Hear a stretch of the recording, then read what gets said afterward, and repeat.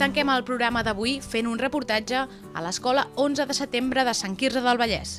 Ho fem després de passar tot un matí amb els alumnes de 5è i 6è fent el seu projecte de glosa. Però abans de parlar de com funciona i quins beneficis té, volem saber exactament què és la glosa. Per fer-ho, comptem amb l'ajuda de l'escriptor i professor Roc Casagran, amb qui ens vam trobar a la llibreria La Llar del Llibre de Sabadell. La glosa és inventar-se un text sobre una base musical ja establerta. En el fons, això és el que moltes vegades, jo crec que tots hem fet una vegada o altra amb cançons conegudes i sovint, quan parlem de glosa, doncs parlem de melodies com ara són els garrotins, com són les nyacres, la jota, el cant d'estil valencià i també la glosa mallorquina i menorquina, que serien segurament un dels pals més coneguts. Agafes una base melòdica ja establerta i improvises el text, la melodia no. La glosa és el nom que li donen a la cançó improvisada a Mallorca i a Menorca. El que passa que al Principat l'hem agafat com a genèric, però al Principat la glosa se canta en forma de jotes, de nyacres, corrandes, garrotins. La glosa serveix per fer broma, però la glosa també serveix per declarar-se i per explicar l'amor, serveix per explicar les penes. Justament vau anar a l'escola de Sant Quirze, van tenir a Sant Quirze un cas molt excepcional, que és la mort recent d'una exprofessora de l'Institut de Sant Quirze, la Salut Pastor, i en el seu enterrament s'hi va cantar glosa. A Mallorca i a Menorca la tradició de la glosa també és molt de denúncia social, és a dir, serveix per tot el que serveix la paraula. El projecte Glosa l'estem iniciant aquest any, estem tots molt contents, perquè la glosa és improvisar versos dintre d'una melodia coneguda. Clar, això què implica? Ho dius així i sembla una cosa molt banal, però de seguida la professora de música, que és nova aquest any a l'escola, ens va implicar en aquest projecte perquè vam veure que era molt bo. La meva percepció és que venim de potser 10 anys enrere que ningú feia glosa a l'escola i a poc hi ha hagut algú que s'ha començat a atrevir. Des de la universitat s'han fet estudis de la repercussió que pot portar la glosa quan ho treballes a l'escola. Per tant, jo seria optimista en el sentit que em sembla que va creixent a poc i potser ja està bé perquè vol dir que els fonaments són ferms, però va creixent. La foto que hem vist hi ha un ordinador i és que funciona molt bé,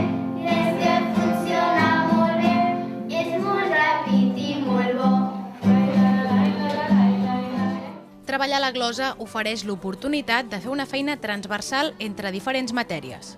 Sens dubte, el motor principal és la música, però no és menys important el paper del català i la plàstica, que participen activament en el projecte. I per encaixar totes les rimes i improvisacions, les matemàtiques també juguen un paper cabdal.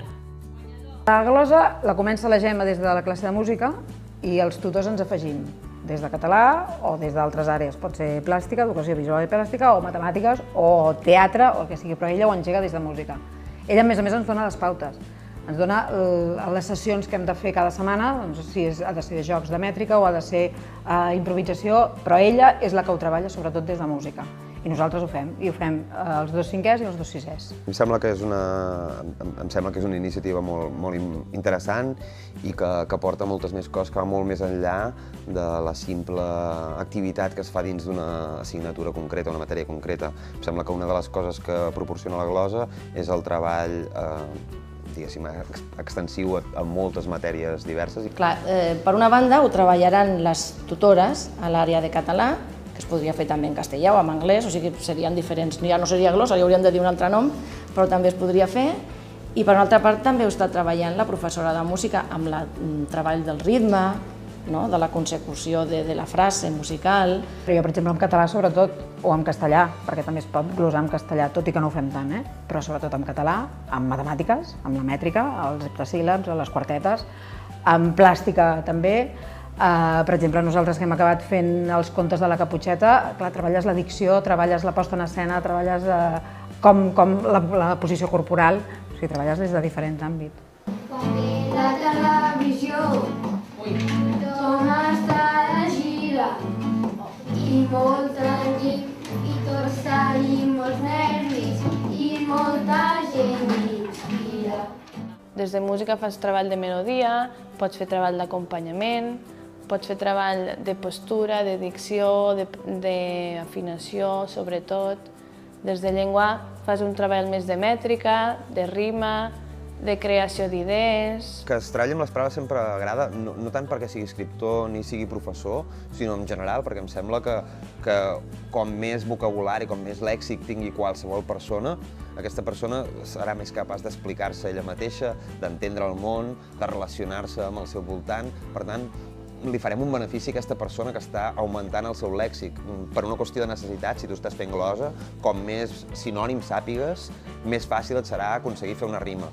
I per tant, com més lèxic dominis, millor seràs fent glosa. Veuen la música en uns altres ulls, els agrada molt vindre a classes de música, veuen la llengua d'una altra manera, comencen a estimar-la, comencen a saber trobar les paraules, tindre ganes de saber estructurar una idea per a que l'altre pugui entendre, perquè clar, t'estan escoltant, estàs transmetent. La potència comunicativa de la glosa és increïble i a la vida, si no saps transmetre, ningú t'escoltarà mai. Jo crec que és una eina superbona per al nen i també per al grup. La prova que farem ara és que aquests objectes els donarem una nova funció. Sí? Aquí. Els objectes. Això és un barret, però us heu d'imaginar què podria ser. Quina altra funció podria tenir? Una olla. Heu de ser molt imaginatius i molt originals, El projecte de glosa també ajuda a treballar l'expressió oral, la dicció, a perdre vergonyes, saber escoltar els companys i a un mateix. I per damunt de tot, a la creativitat.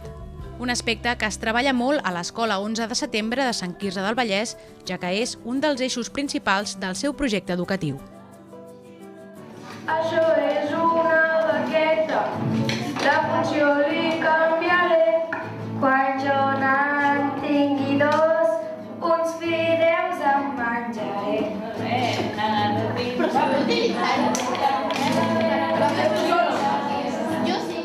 Treballes l'expressió corporal, treballes el fet de perdre la vergonya d'expressar-te en públic, treballes la capacitat d'escoltar, perquè per fer una glosa has d'escoltar l'altre, i això també és una cosa que costa molt poder treballar a l'escola.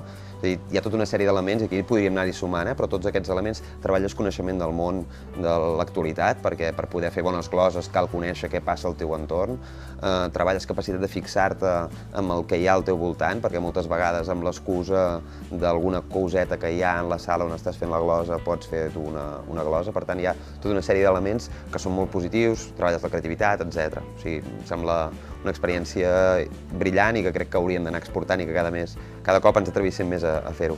Amb l'aposta del desenvolupament del cervell i d'incloure la creativitat, que és el que nosaltres sempre intentem en aquesta escola. La creativitat ha d'estar en la teva forma de vida. O sigui, per motivar-me, per motivar a l'alumnat, necessites alguna cosa que els faci vibrar, que sigui nova, que surti dels nivells que tenim tots sempre ficats al cap, no? I més en escoles que has d'estar assegut no sé quantes hores, has de seguir el ritme de la classe, has de seguir el ritme que t'imposa la tutora. Què podem fer per trencar això i per motivar i a la vegada que aprenguin i es diverteixin? Coses com aquesta. Perquè hem de fer ciutadans que pensin, si no malament. Per tant, si no hi ha creativitat i els nens s'encasellen tots en una rutina, ens convertim tots pensament únic i això jo crec que no funciona. És molt important la creativitat perquè al món que vivim avui en dia o ets creatiu o no treballes. Estos nens els espera un futur que o es busquen la vida o els hi serà molt difícil que algú els hi trobi. Llama aquesta correnteta, jo ara em despediré. Molt bé. Però millor...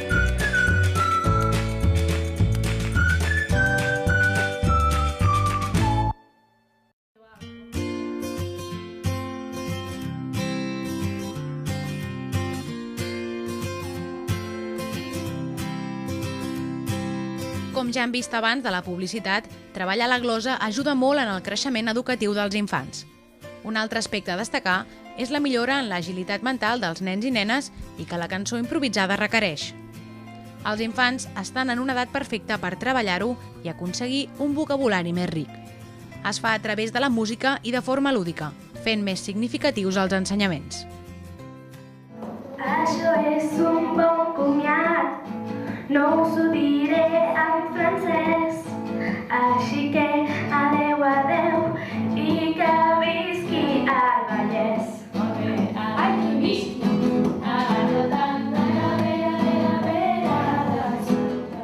Un adult, quan sent que algú parla de glosa, la primera cosa que li ve al cap és hòstia, que difícil que és fer això, no? Que difícil que en 10 segons puguis crear una quarteta en què hi hagi rima, en què els versos siguin hetasilàbics, que difícil. I això és una qüestió de pràctica, de treball i d'insistència, i amb els nanos això funciona molt, i els acostumem a altres coses, els acostumem a aprendre a empollar, per exemple, i els ensenyem moltes tècniques de memorització, i a vegades ens costa treballar aquesta agilitat mental, que és el que després a la vida també ens donarà unes solucions pel nostre dia a dia. A banda que també fem càlcul mental, però és importantíssim. I a més ho veus, que hi ha un procés, des que vam començar, que costava trobar una paraula que rimi amb una altra. La segona i la quarta han de rimar, costava molt, ara és molt més àgil i ja tenen com trampetes de dir vaig a buscar quines paraules em rimen i a més que tinguin un contingut la quarteta, que digui alguna cosa. Sobretot en la rapidesa que té la glossa, has de pensar-ho i dir-ho. I a la vegada ha de rimar amb l'altra paraula que diguis. Has de tenir un bagatge de vocabulari important. La veritat és que hem notat molta diferència, perquè des de quan vam començar a ara, doncs hi ha hagut un canvi molt positiu i la veritat és que ara dius heu de fer això i ho fan molt ràpid.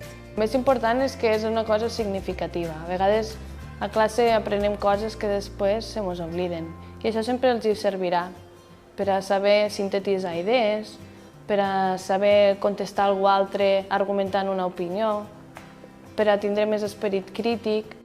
Els beneficis educatius de fer glosa a l'escola són molt amplis, però si una cosa vam poder comprovar és que les classes són divertides i motivadores. Els nens canten en grup, col·laboren i s'ajuden els uns als altres. La veritat, vam passar un matí molt divertit amb els infants de l'escola 11 de setembre entre garrotins, dominers, corrandes, jotes i nyacres. Els ulls molt grossos són per veure'n molt millor. També tens les dents molt llargues per menjar-te amb guarnició.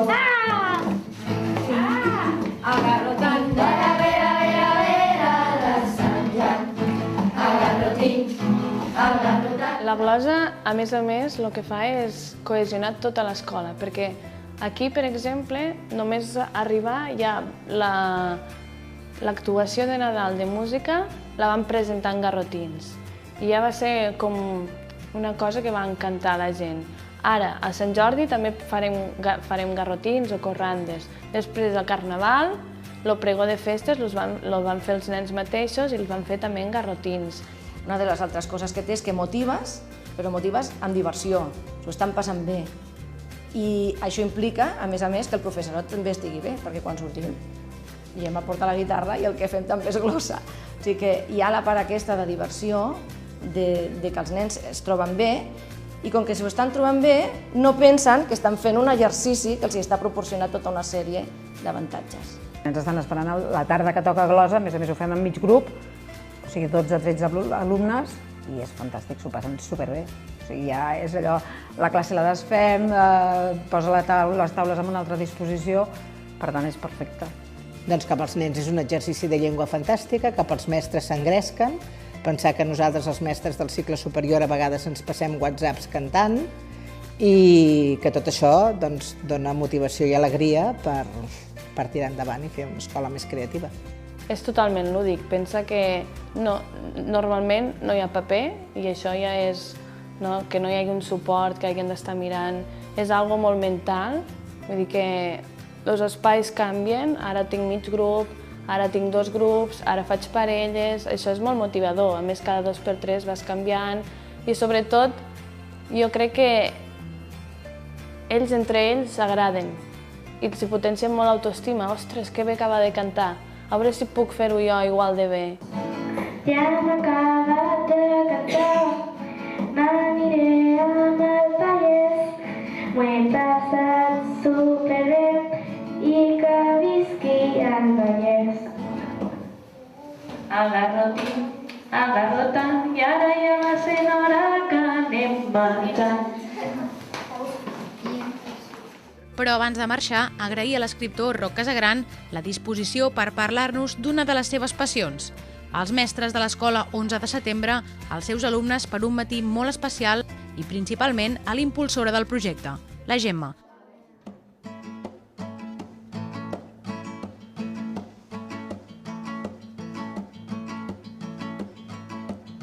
Si voleu fer un nou projecte, un projecte innovador, apunteu-vos a la glosa que improvisa és lo millor. Agarrotina i garrotant de la vera de Sant Joan. Agarrotin, agarrotant de la vera de Sant Joan. I si això no us convenç, podreu triar i remenar. Mireu el Vallès Educa i comenceu a innovar.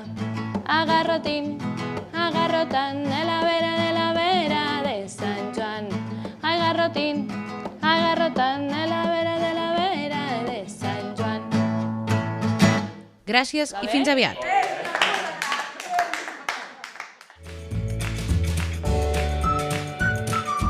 Amb aquest últim reportatge ens acomiadem fins la setmana vinent per conèixer més projectes educatius, aquí, al canal Terrassa Vallès.